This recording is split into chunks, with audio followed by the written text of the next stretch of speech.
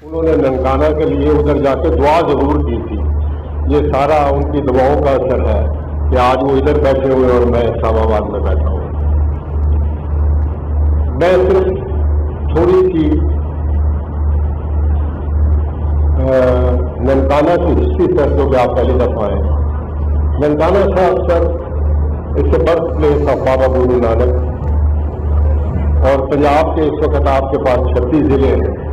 तो पहली बात तो मैं आपको ये बताना चाहता हूँ कि ननकाना इज द डिस्ट्रिक्ट जिसने कि बाबे गुरु नानक की शक्ल में एक मजहब का जो बानी है वो दिया।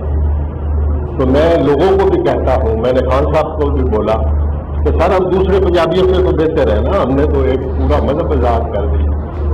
तो एक तो ये मैं आपको बताना चाहता हूँ कि बाबे गुरु नानक की वजह से we are a better educated and conscious people than rest of the Punjab. नाराज न होता लेकिन है सही है।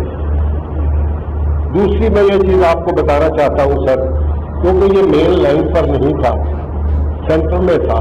एक शेखुपुरा की रोड जा रही थी, एक गेड़ा वाले की रोड जा रही थी, और पिछले 70 साल में जो ननकाने के लोगों के साथ हमने किया उसके ऊपर भी सर किताब लिखी जा सकती है।